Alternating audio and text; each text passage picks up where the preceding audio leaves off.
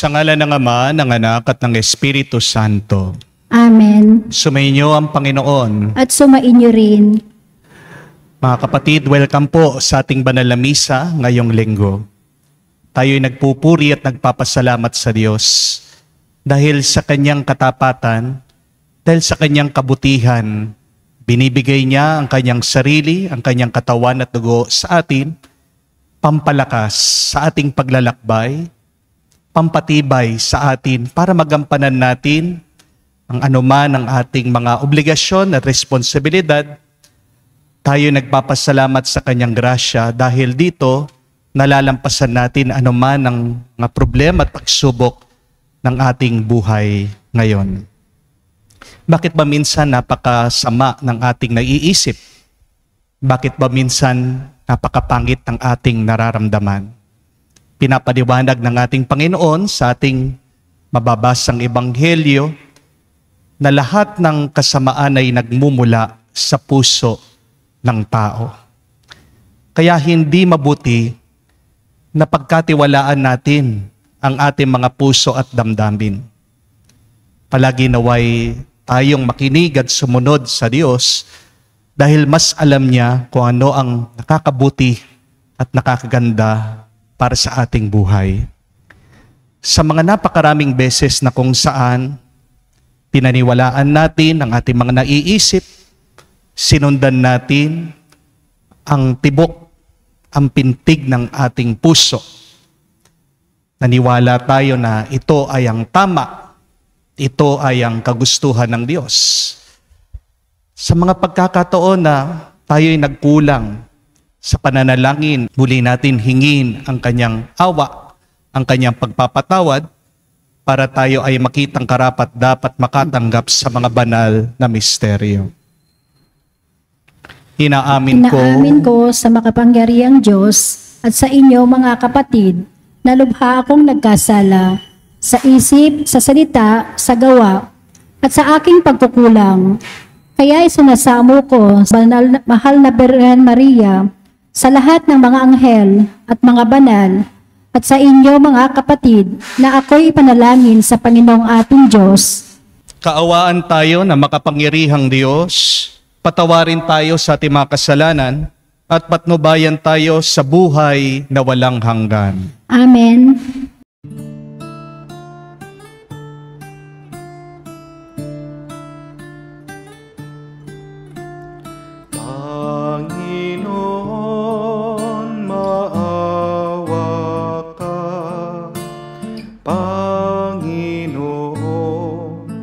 Maawa ka.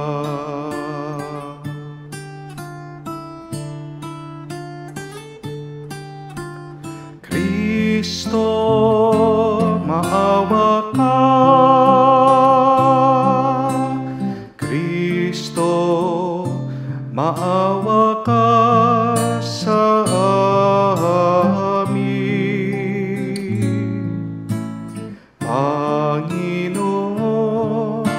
Maawa ka, Panginoon, maawa ka.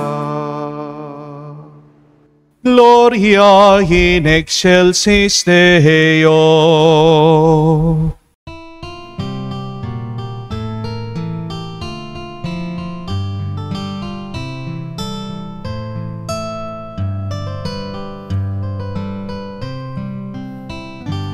Luwalhati sa Diyos sa kaitaasan, kaloob sa lupa ay kapayapaan.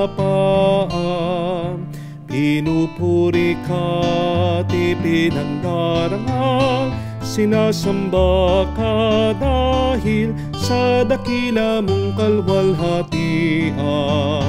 Panginoon naming Diyos, Hari ng langit, Amang makapangyarihan, Panginoong Jesucristo, bugtong na anak ng Diyos, Kordero ng Ama.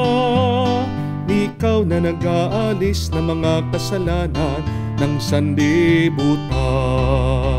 Tanggapin mo ang aming kahilingan. Ikaw na naluluklok sa kanan ng Ama. Maawa ka sa amin, ikaw lamang ang banal. Panginoong Hesukristo, kasama ng Espiritu, sa luwalhati ng Ama.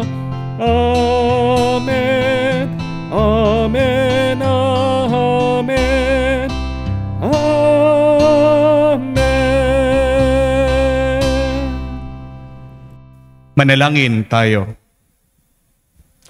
Ama naming makapangyarihan, tanang pinakamabuti iyong tinataglay.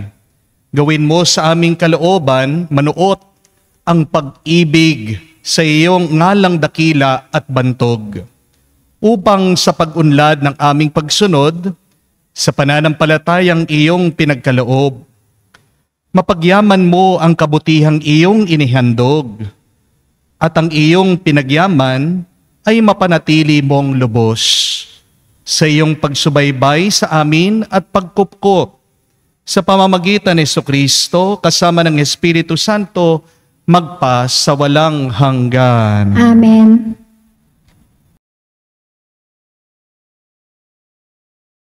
Pagbasa mula sa aklat ni Deuteronomio, sinabi ni Moises sa mga tao, "Ngayon, mga Israelita, upang mabuhay kayo ng matagal at makarating sa lupaing ibinigay sa inyo ng Panginoon, unawain ninyong mabuti at sundin ang tuntuning itinuro ko sa inyo.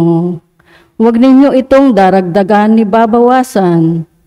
Sundin ninyo ito ng walang labis at walang kulang. Unawain ninyo ito at sunding mabuti. Sa gayon, makikita ng ibang bansa ang inyong karunungan at lawak ng pang-unawa. Sa gayon, hindi nila mapipigilang sabihin ang ganito, ang bansang ito'y matalino at may malawak na pagkaunawa. Sinong Diyos ang ibang bansa ang andang tumulong anumang oras liban sa Panginoon.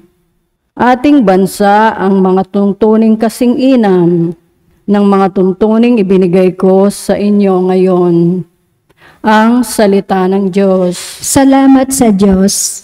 Sino kayang tatanggapin sa templo ng puon natin? Sino kayang tatanggapin sa templo ng puon natin? Ngayong mga masunuri sa iyo'y nakikinig at ang laging ginagaway na ayon sa matuwid. Kung mangusap ay totoo sa lahat ng bawat saglit. Ngayong gawang paniniray, hindi niya naiisip. Sino kayang tatanggapin sa templo ng puon natin? Kailanman siya'y tapat makisama sa kapwa. Sa kanyang kaibigay wala siyang maling gawa. Hindi siya nagkakalat ng di tunay na balita. Ang tinatampok niya ang matapat sa lumikha. Sino kayang tatanggapin sa templo ng puon natin? Hindi siya umiingi ng patubos sa pautang, at kahit na anong gawin, hindi siya masuhulan, upang yaong walang salang patawan ng kasalanan. Ang ganitong mga tao'y mag-aani ng tagumpay. Sino kayang tatanggapin sa templo ng puon natin? Pagbasa mula sa sulat ni Apostol Santiago. Mga kapatid, bawat kaloob na mabuti at ganap ay buhat sa langit, mula sa Ama na lumikha ng mga tanglaw sa langit. Hindi siya nagbabago, hindi niya tayo iniwan o pinabayaan man sa dilim. Niloob niyan tayo maging anak niya sa pamamagitan ng salita ng katotohanan, upang matangi tayo at maging higit sa lahat ang kanyang mga nilalang. Buong pagpapakumbabang tanggapin ang salita ng Diyos na tanim sa inyong puso. Ito makapagligtas sa inyo. Mamuhay kayo ayon sa salita ng Diyos. Kung ito'y pinakikinggan lamang nyo, ngunit hindi ginagawa, dinadaya ninyo ang iyong sarili. Ganito ang pagkarelyoso na minamarapat at kinalulugdan ng ating Diyos at Ama. Tulungan ang mga ulila at mga babaeng balo sa kanilang kahirapan at ingatan ng sarili na huwag mahawa sa kasamaan ng sanlibutang ito. Ang salita ng Diyos. Salamat sa Diyos.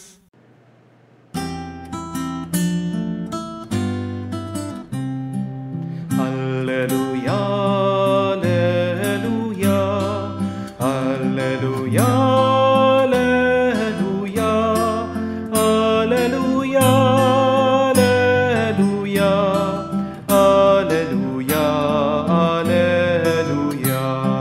alleluia, alleluia, alleluia, alleluia. Magulang natin Diyos Ama, anak ng salita niya, tayong mga aning una. Haleluya, haleluya. Sumainyo ang Panginoon. At sumainyo rin. Ang mabuting balita ng Panginoon ayon kay San Marcos. Papuri sa iyo, Panginoon. Nung panong yun, may mga Pariseo at ilang eskribang galing sa Jerusalem na lumapit kay Jesus. Nakita nila na ang ilan sa mga alagad ni Jesus ay kumakain ng hindi muna naghugas ng kamay sa paraang naaayon sa turong minana nila. Ang mga Hudyo, lalong-lalo na mga Pariseo, ay hindi kumakain hanggat hindi nakakapaghugas ng kamay ayon sa turong minana nila sa kanilang mga ninuno. Hindi rin sila kumakain ng anumang galing sa palengke nang hindi muna ito hinugasan. At marami pang ibang minanang turo ang kanilang sinusunod tulad ng tanging paraan na paghuhugas ng mga inuman, ng mga saro, ng mga sisidlang tanso, at mga higaan. Kaya tinanong ni Jesus sa mga Pariseo at mga eskriba, bakit hindi sumusunod ang mga alagad mo sa mga turo ng ating mga ninuno? Kumakain sila na hindi man maghugas ng kamay ayon sa paraang inutos. Sinagot sila ni Jesus, tama ang hula ni Isaias tungkol sa inyo. Mapag-imbabaw nga kayo, gaya ng kanyang isinulat. Paggalang na handog ang aking bayan, ko'y paimbabaw lamang, sapagkat sa bibig at hindi sa puso ito bumubukal. Pagpurit pagsambang ginagawa nila, walang kabuluhan. Ang utos ng tao ay tinuturong utos ng may kapal. Niwawalang kabuluhan nga ninyo ang utos ng Diyos at ang mga sinusunod ninyo ang turo ng tao. Muling pinalapit ni Jesus sa mga tao at sinabi sa kanila, makinig kayong lahat at unawain ang aking sasabihin. Hindi ang pumapasok sa bibig ng tao ang nakakapagparumi sa kanya sa mata ng Diyos, kundi ang mga nagmumula sa kanya. Sapagkat sa loob, sa puso ng tao, nagmumula ang mga masasamang isipang nag-uudyok sa kanya na makiapid, magnakaw, pumatay, mga lunya, mag-imbot, at gumawa ng lahat ng kabuktutan, tulad ng pandaraya, kahalayan, pagkainggit, paninirang puri, kapaluluan, at kahangalan. Ang lahat ng ito'y nanggagaling sa puso ng tao at siya'y nagpaparumi sa kanya. Mga kapatid, ang mabuting balita ng ating kaligtasan. Pinupuri ka namin, Panginoong Jesucristo.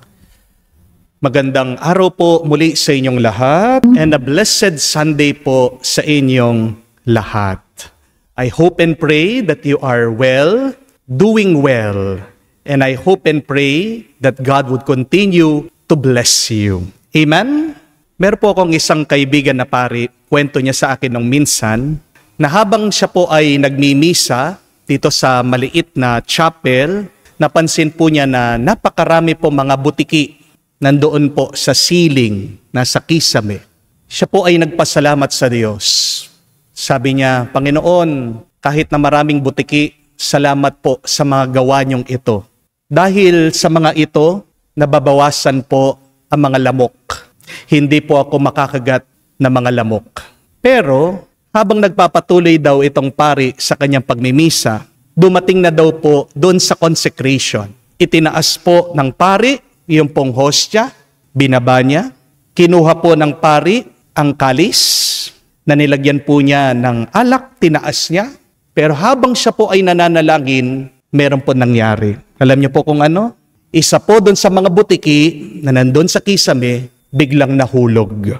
At sakto-sakto nahulog po yung butiki doon mismo, doon sa kalis niya. Pluk! Siya lang daw po ang nakapansin. Binaba po niya at nakita niya yung pambutiki nag-swimming pa doon po sa alak. Aba, nag-enjoy. Nasarapan po doon sa alak. Inalis po ng pari, pinitik po niya. Puk! Tumakbo naman po yung butiki. Nagkaroon po ng problema. Itong pari, sabi niya, paano ko iinumin ito? Nakita po niya yung pong isang Eucharistic minister nagsaserve.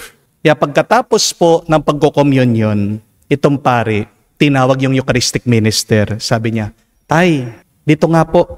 Ano po yun, Father? Sabi po, nung nagsaserve. Tay, gusto ko po, kayo yung uminom nitong alak. Tuwang-tuwa daw po yung Eucharistic minister. Sabi, Father, isang karangalan po ito.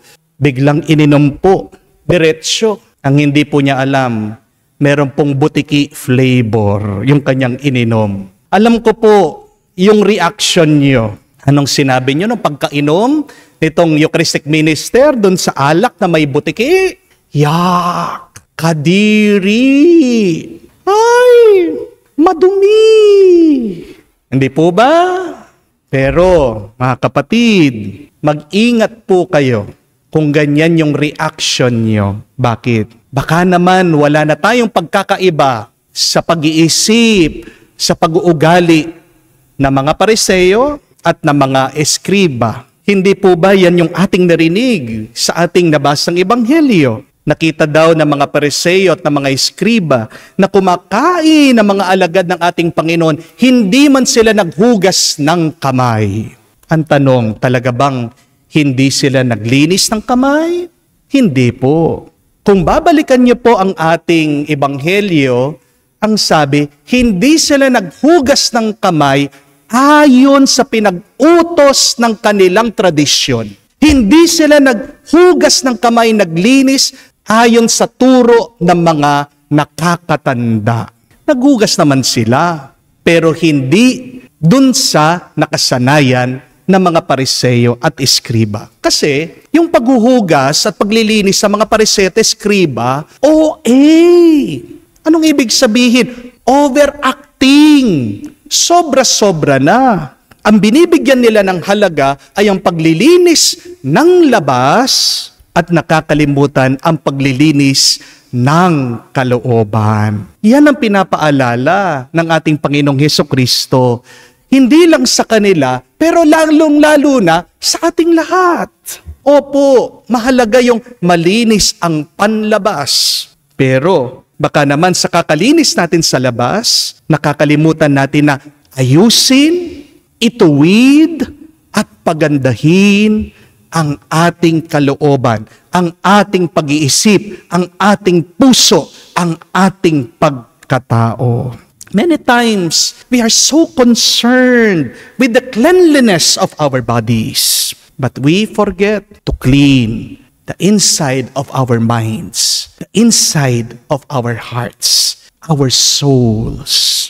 Di po ba, pag marumi sa labas, agad-agad nililinis natin at inaayos. Pag nakita mo na, tabingi yung mga picture frame sa iyong tahanan, itutuwid mo yan. Hindi po ba? Pag minsan nakakita ka ng basag-basag na salamin o bubog, kukuha ka ng walis. Aalisin mo, baka merong masugatan. Kung kayo po ay nagmamaneho at may napansin ka may malaking bato, agad-agad, hihinto ka, lalabas ka, aalisin mo yan. Bakit ba pag marumi yung ating kapaligiran, agad-agad tayo naglilinis? Pero pag baluktot, pag hindi tama, marumi ang pag-iisip, pag-uugali ng isang tao, hinahayaan lang natin. Kapag masama ang asal ng isang tao, pero dahil mahal na mahal natin siya, pero dahil kaibigan natin siya, pero dahil idol natin siya, pinagtatanggol pa natin ang taong yan, di po ba? Kapag nasanay na tayo sa kasalanan, nangangatwiran pa tayo sa paggawa natin nito. My dear friends, we are challenged by the Lord to have a clean mind and heart always. Why is that? May dalawa pong magandang dahilan ang Diyos. Bakit mahalaga ang isang malinis na isip at malinis na puso? Number one, because you become what you think and what you feel. Mag-ingat po kayo. Nagiging tayo kung ano yung naiisip at nararamdaman natin. Diba? Pag may galit ang iyong kalooban, lahat na lang ng mga tao ay iyong kalaban. Kapag malungkot ka, pangit lahat ng iyong nakikita. Pag nag-aalala ka, wala ka naman nakikitang maganda sa iyong buhay. You become what is inside of you. Tandaan niyo po, lahat ng lumalabas sa atin ay nanggagaling sa ating kalooban. But secondly, it is so important to purify our minds and hearts. Why? Because the voice of God can only be heard with a clear mind, with a clear heart. Hindi mo maririnig ang kagustuhan ng Diyos pag balot na balot ang iyong isip at puso sa mga negatibong bagay. Ang sabi ko nga po, pag ikaw ay nakababad sa kasalanan, ngungo ang iyong konsensya. Nagsasalita ang Diyos sa iyong kalooban pero hindi mo yan naririnig dahil matigas na ang iyong puso. Siguradong ikaw ay mawawala at magwawala pag magulo ang iyong isip at damdamin. Amen? Kaya napakagandang sagutin itong tanong, paano natin lilinisin ang ating isip at puso? How can we purify every day our minds and our hearts? Para po madaling matandaan, ito po wag niyong kalimutan. Yung pong salitang rag. Ano po ang rag sa Tagalog? Basahan. Spell rag, R-A-G. Bawat isang letra po ay may kahulugan. Kung gagawin po natin itong tatlong bagay na ito, palaging magiging malinis, maayos at matuwid ang ating isip at puso. The first step, number one, R, means receive Jesus and the Holy Spirit always. Hindi po malilinis ang inyong isip at puso kung wala ang Diyos dyan. Kahit na ikaw ay mag-think positive. Pero sabi ng ating Panginoon, nanggagaling lahat ng dumi sa puso ng tao. So, kailangan mo ng tagabantay. Kailangan mo ng tagaayos. Kailangan mo ng tagalinis. Hindi ko po alam kung naaalala niyo yung turo ng ating Panginoon tungkol po sa mga masasamang espiritu. Sabi niya, pag ang isang masamang espiritu ay napaalis mo sa isang tao, parang umalis sa isang bahay, ang gagawin nito ay maghahanap ng ibang masamang espiritu. Pagbalik nila, makikita nila na maayos ang bahay, dahil marami na sila, dahil mas malakas sila, masasakop nila ulit, sasaniban nila ulit, papasukan nila ang taong ito at wala siyang magagawa. Hindi makakapasok ang anumang masamang espiritu, pagkadami-dami man nito, pagkalakas-lakas man ito, kung nandyan ang Diyos. Hindi naman po natin kayang ayusin o linisin yung ating kalooban. Hindi mo kayang maayos yung hindi mo nakikita, yung hindi mo nahahawakan. Kaya nga kailangan natin palagi ang kapangyarihan at ang grasya ng Diyos. The first step for a clean mind and heart is that we should receive Jesus and the Holy Spirit to protect us from evil. But secondly, letter A, it means awareness. Be aware of your mind and your heart. Alam niyo po, kung hindi niyo alam gamitin ng iyong isip at puso, makakasakit yan sa inyo. Makakasakit kayo sa iba. Amen? Ano po ang isip ng tao? Be aware, be attentive of this. Para pong isang batang maliit, isang sanggol, ang ating mga isip at puso. Hindi tumitigil yan. Dahil ang isip at puso ng tao, curious yan. Ano ang kailangan mong gawin? Pag nagwawala, umiiyak ang iyong isip at puso, kailangan mo lang bantayan. Pag binabantayan mo ang bata, umiyak ng umiyak, tignan mo lang, titigil yan. Huwag mong pipigilan ang iyong isip at puso. Dahil pag lalo niyo pong pinipigilan, magre-rebelde yan. Lalaban yan. Amen? Example po, tignan nyo. Pag sinabihan ko kayo, huwag kayong mag-iisip ng puting elepante. Diba? Naisip mo na agad yung puting elepante. Yan ang dahilan, bakit hindi nakikinig ang inyong mga anak sa inyo? Binabawalan nyo sila. Huwag kang magbibisyo. Pero binigyan mo na suggestion yung bata, kaya nga nagbibisyo. Huwag kang magse-cellphone. Naisip yung pagse-cellphone. Huwag mong pipigilan ang isip at puso. Hayaan mo, pero huwag mong pagbibigyan. There is a big difference there. You receive the thoughts. You feel the feelings. But you do not feed them. Bantayan mo lang, aalis din yan. Tandaan niyo po, hindi po kayo ang inyong mga naiisip. Hindi kayo ang inyong mga nararamdaman. Pag nakakadama ka ng galit, huwag mong sasabihin na, galit ako. Ang sabihin mo, nakakaramdam ako ng galit. Pag ikaw ay nalulungkot, huwag mo sasabihin na, nalulungkot ako. Ang sabihin mo, nakakadama ako ng lungkot. Pag meron kang pagnanais, sabihin mo, meron akong desire. No? Pag nakakadama ka ng pagnanasa na gumawa ng masama, huwag mo sasabihin na, ito yung gusto ko. Sabihin mo lang, nararamdaman ko, ito ay ang gusto ko. Para po hindi gumulo ang ating isip at puso, kailangan nating ilayo ang ating sarili sa ating mga naiisip at nararamdaman. Treat it as a movie. Treat it as a story. Lilipas din yan. Pero kung i-entertain mo, kung gagawin mo, diyan nagiging marumi at magulo ang iyong isip at puso. Just be aware of these negative thoughts, of these evil feelings, desires in your life. But letter A also means attention. Just be attentive. Napakahalaga po nito. Bakit? Tandaan nyo. Energy flows where your attention goes. Kung nakatingin ka sa masama, yung masama ang iyong gagawin, yung masama ang iyong nararanasan. Parang bang halimbawa, nagda-diet ka, pagkatapos binuksan mo yung rep, nakita mo yung chocolate cake. Nilabanan mo sarili mo, sinara mo yung rep. Pero kahit na lumayo ka na dun sa chocolate cake, dahil nakita mo, dahil nandyan sa isip mo, dahil nandyan sa puso mo, di ba? Hindi mo mapigilan, palagi mo binabalik-balikan. It is because of your attention. So be careful where you put your attention because you give strength to that. Kung palagi ang iyong tuon sa masama, pinapalakas mo yan.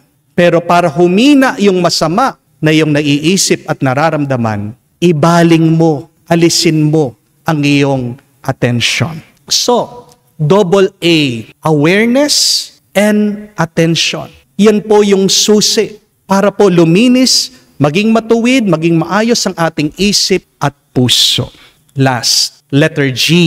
Ano pong ibig sabihin? Give unselfishly. G means give generously. Kapag nagbibigay ka ng puno ng pagmamahal, pasasalamat at kabutihan, diyan po nababawasan yung nasa loob ng ating isip at kalooban. Basahin niyo po, napakaganda ng turo ng ating Panginoon. In Luke chapter 11, verse 41, it says, "Give alms to those things that are within you, and everything will be clean for you." Sa pamamagitan ng iyong pagbibigay, lumilinis ang iyong isip at puso. When you become selfish, you become a hoarder. Pag po makasarili kayo, di ba?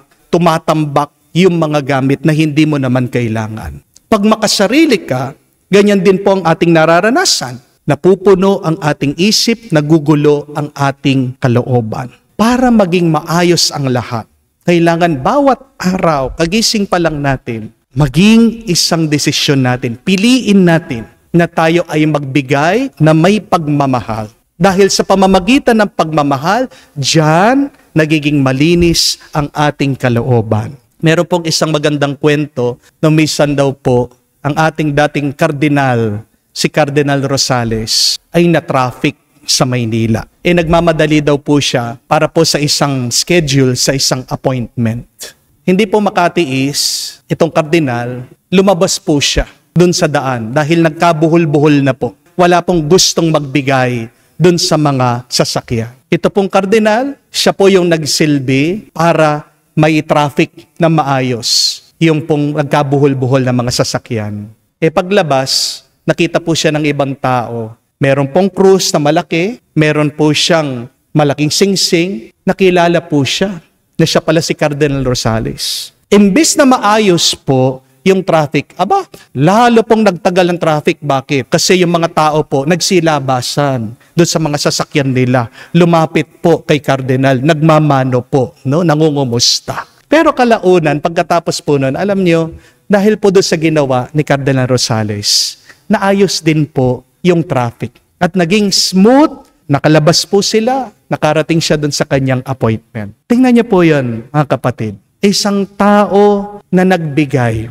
At ano ang epekto? Nagkaroon ng kaayusan. Paano pa kaya? Kung lahat po tayo, ganyan ang ating pinipili araw-araw. Tayo'y nagbibigayan, mawawala yung ating magulo at masama na naiisip at nararanasan. If you want to be clean, that is the third step. So give unselfishly, give generously, give with love. Minsan po, hindi mo mapapansin yung basahan pag walang marumi. Naalala mo lang yung basahan pag merong marumi. Araw-araw naman po sa ating buhay ay may dumi.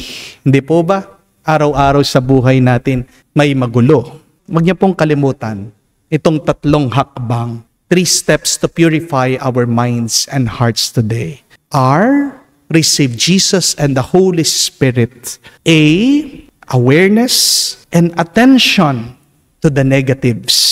G, give unselfishly, give generously, give with love. Mahalaga na malinis ang ating isip at puso para marinig natin ang boses ng Diyos. Dahil kung susundan lang natin ang kagustuhan ng Diyos, diyan tayo pupunuin ng kanyang pagpapala, ng kanyang grasya. Naway, tulungan tayo ng Diyos na maituwid, na malinis ang ating kalooban para maranasan natin ang kanyang kabutihan, ang kanyang kapayapaan ngayon at magpakailanman. Amen. Sumasampalataya ako sa Diyos, amang makapangyarihan sa lahat, na may gawa ng langit at lupa.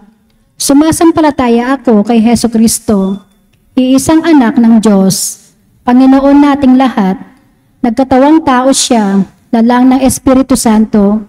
Ipinanganak ni Santa Mariang Birhen, pinagpakasakit ni Poncio Pilato, ipinako sa krus, namatay, inilibing, nanaog sa kinaroroonan ng mga yumao. Nang may 3 araw, nabuhay na muli, umakyat sa langit, naluklok sa kanan ng Diyos amang makapangyarihan sa lahat. Doon, magmumulang paririto at huhukom sa nangabubuhay at nangamamatay na tao.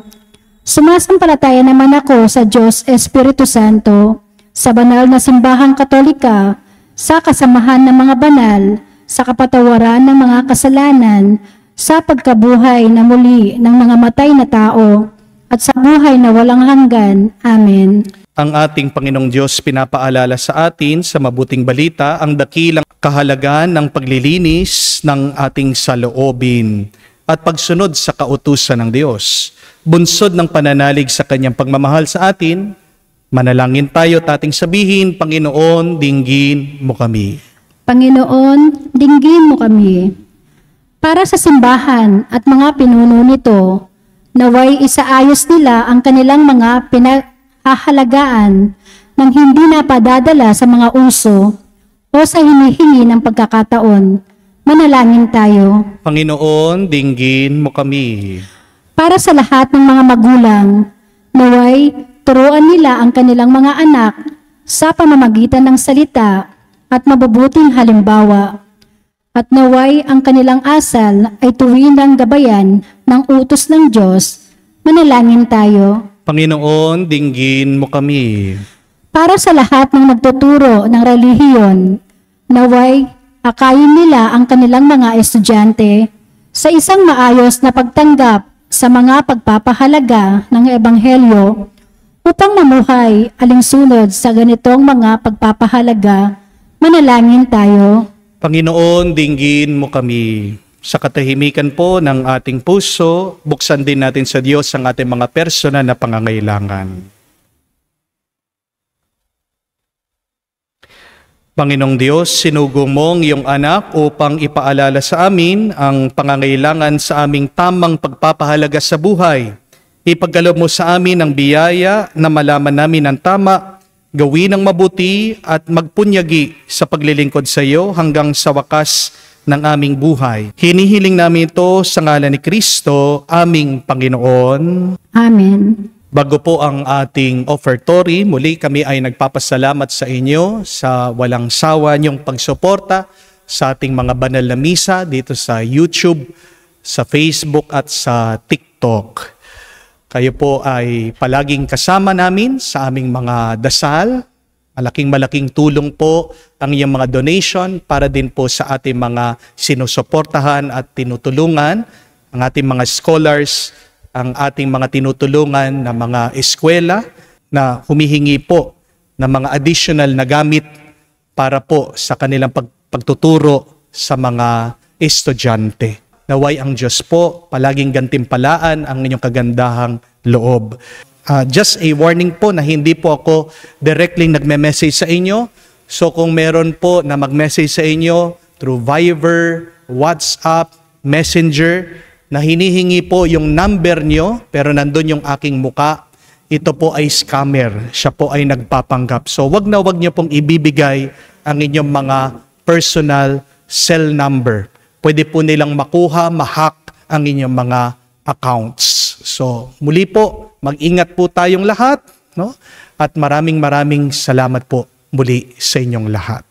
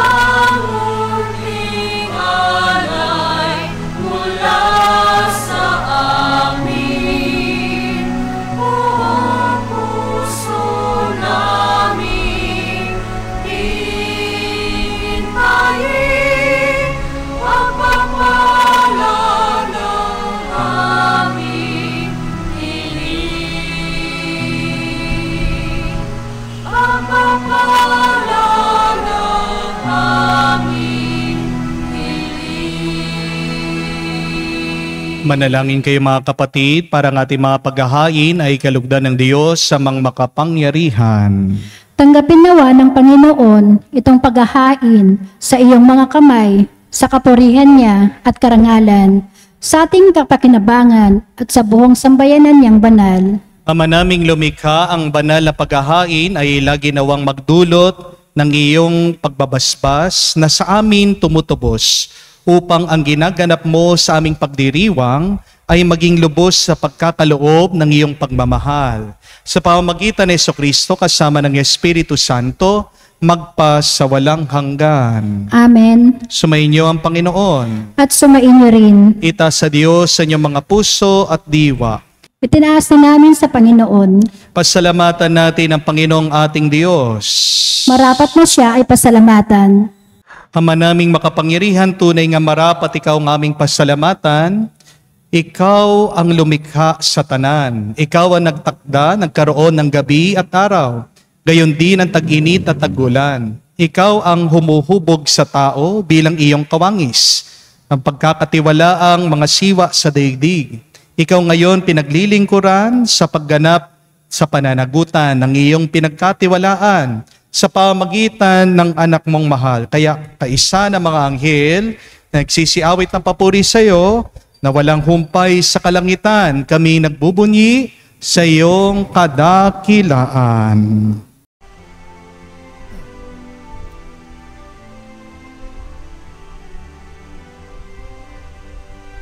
Santo, Santo, Santo, Panginoong Diyos ng mga hukbo, napupuno ang langit at lupa ng kadakilaan mo.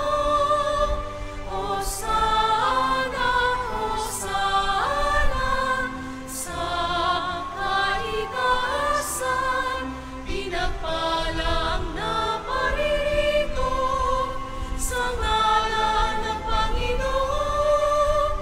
Hosana, Hosana, sa kaitaasan. Hosana, Hosana, sa kaitaasan.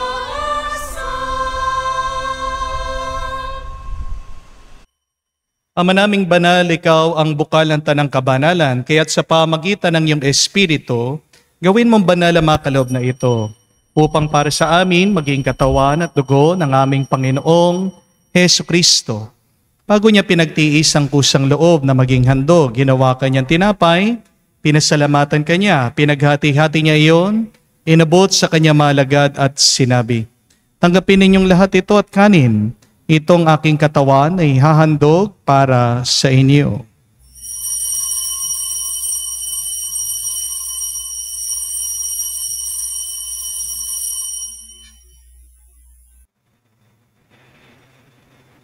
Gayon din naman na matapos ang hapunan, hinawakan niya ang kalis.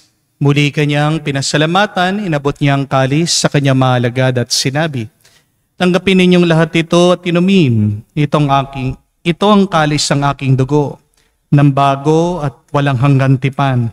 Ang aking dugo na ibubuhos para sa inyo at para sa lahat. Sa ipagpapatawad ang mga kasalanan, gawin ninyo ito sa pag-alaala sa akin."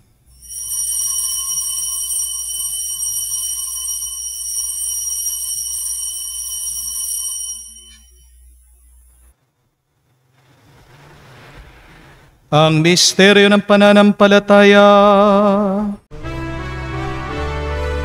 Aming ipinahayag na namatay ang iyong anak, nabuhay bilang Mesiyas at magbabalik sa wakas para mahayag sa lahat. Ama, ginagawa namin ngayon ang pag-alaala sa pagkamatay, muling pagkabuhay ng iyong anak. Kaya tiniyalay namin sa iyo, tinapay nagbibigay buhay at ang kalis na nagkakaloob ng kaligtasan. Kami nagpapasalamat dahil kami yung minarapat na tumayo sa harap mo para maglingkod sa iyo.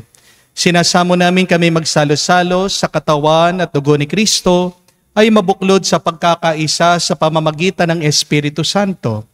Ama, lingapin mong iyong simbahan, laganap sa buong daigdig. Puspusin mo kami sa pag-ibig. kaisa ni Francescong aming Papa, Florentino, aming Arsobispo, at ng Tanang Kaparian. Alalahanin mo rin ang aming mga kapatid na nahimlay at may pag-asang muling mabubuhay. Ngayon din lahat ng mga pumanaw, kaawaan mo't sila at patuloyin sa iyong kaliwanagan. Kaawaan mo't pagindapating kaming lahat, makasalo sa iyong buhay na walang wakas. Kaisa na mahal na Birhen Maria, Ina ng Diyos, kaisa na mga apostol, lahat ng mga banal, na namuhay dito sa daigdig na kalugod-lugod sa iyo.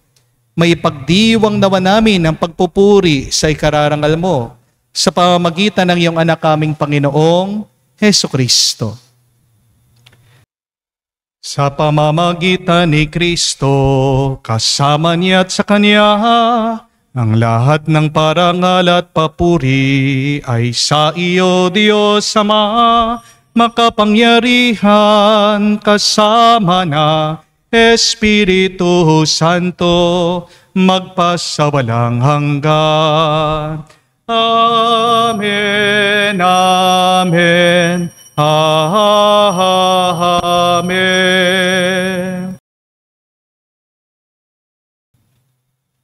Sa nakakagaling na utos sa turo ni Jesus sa Panginoon natin at Diyos, ipahayag natin ng lakas loob.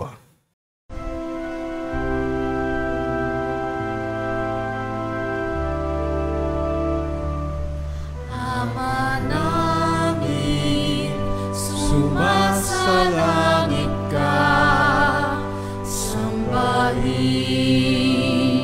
ang ngalan mo, mapasa amin ang kaharian mo, sundin ang loob mo dito sa lupa para nang sa langit. Bigyan mo kami ngayon ng aming kakanin sa araw-araw, at patawarin mo kami sa aming mga sala para nang magpapatawad namin sa nagkakasala sa amin. At huwag mo kaming ipahintulot sa tukso, at iadya mo kami sa lahat ng masama. Hinihiling namin kami adya sa lahat na masama, pagkalooban ng kapayapaan araw-araw, ligtas sa kasalanan, ilayo sa lahat ng kapahamakan. Samantalang aming pinanabikan ang dakilang araw ng pagpapahayag ng tagapagligtas naming si Heso Kristo.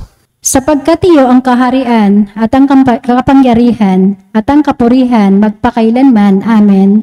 Panginoong Heso Kristo, sinabi mo sa iyong mga apostol, kapayapaan ang iniiwan ko sa inyong aking kapayapaan, binibigay ko sa inyo. Tungayan mo ang aming pananampalataya at huwag ang aming pagkakasala. Pagkalooban mo kami ng kapayapaan at pagkakaisa ayon sa iyong kalooban. Kasama ng Espiritu Santo magpasawalang hanggan. Amen. Kapayapaan ng Panginoon ay laging sumainyo. At sumainyo rin. Magbigayan po tayo ng kapayapaan sa bawat isa. Peace with you po. Kapayapaan po sa inyong lahat.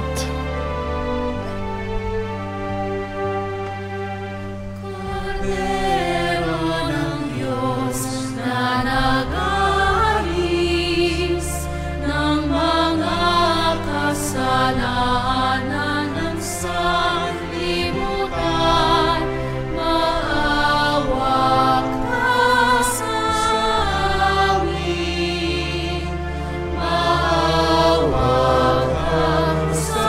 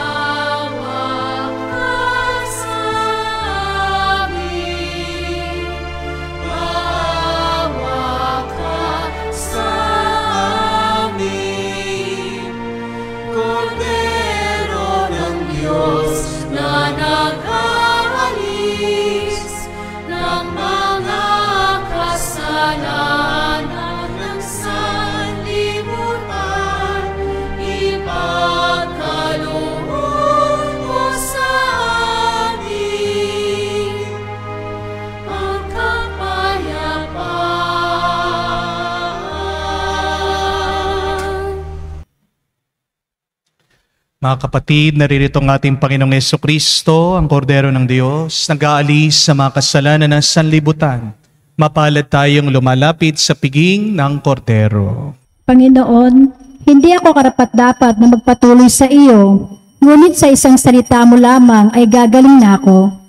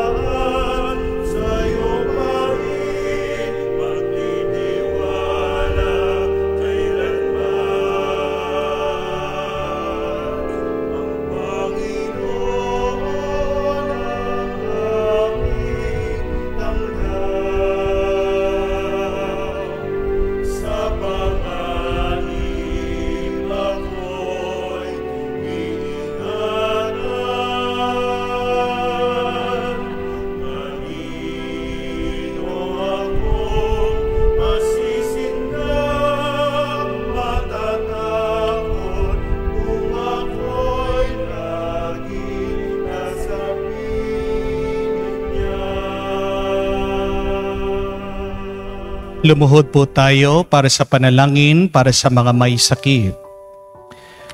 Panginoong Yesus, lumalapit po kami sa iyo ngayon upang idulog ang kagalingan ng mga may sakit.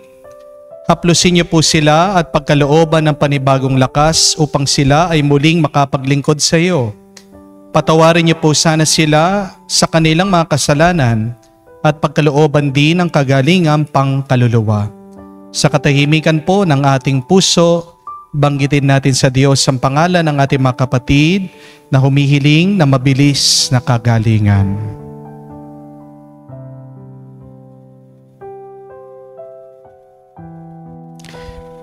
Hinihiling namin ito sa ngalan ni Kristo, aming Panginoon.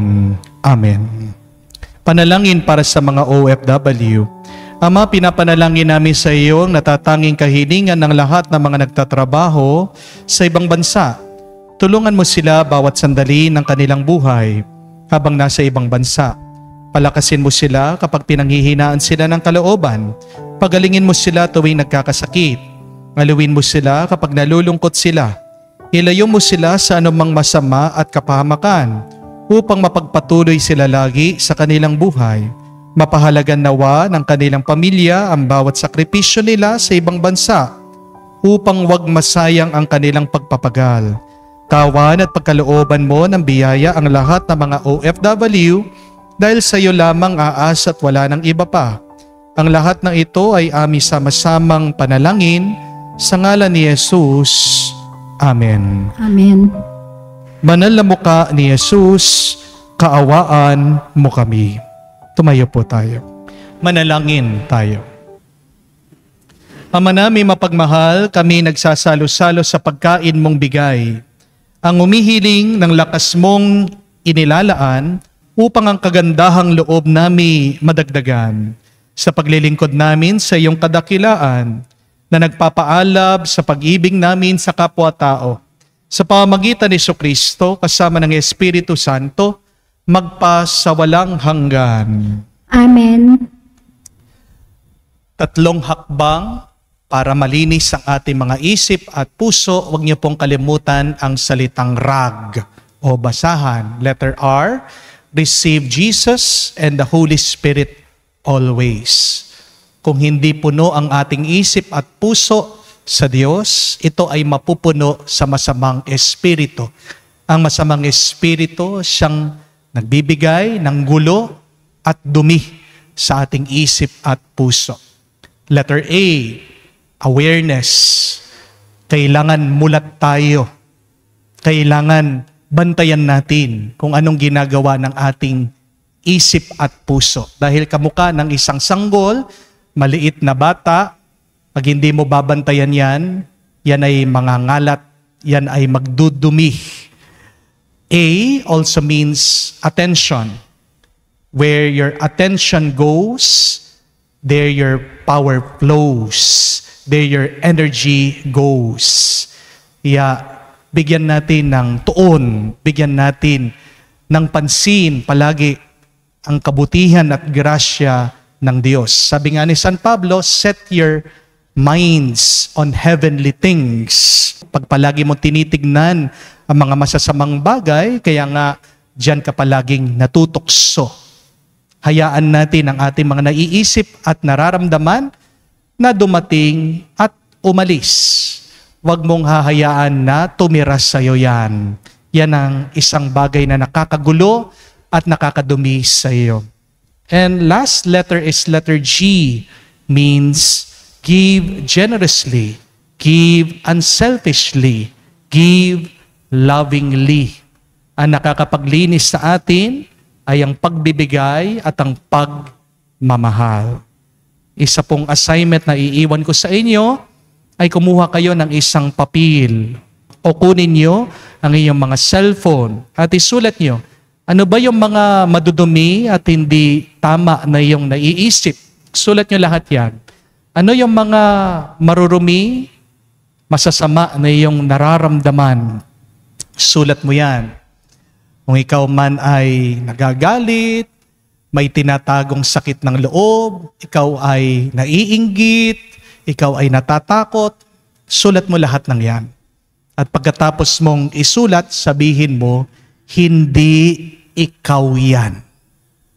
You are not your thoughts. You are not your feelings. Mag-ingat kayo.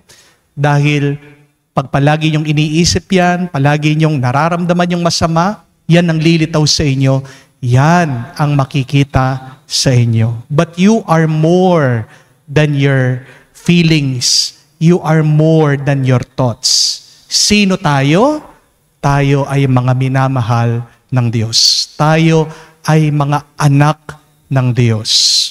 Mas magandang isipin yon na mahal tayo ng Diyos, hindi tayo papabayaan ng Panginoon. Amen? Kung sinulat nyo sa papel, yung mga negative thoughts, negative feelings, sunugin nyo pagkatapos. Kung sinulat nyo sa inyong cellphone, sulat nyo, burahin nyo pagkatapos. Wala na yan. Hayaan mong umalis.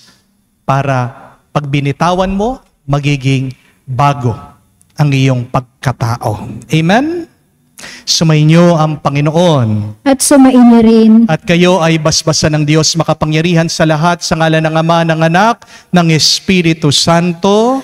Amen. Ang ating misa ay natapos na. Umayo kayo sa kapayapaan ni Kristo. Salamat sa Diyos.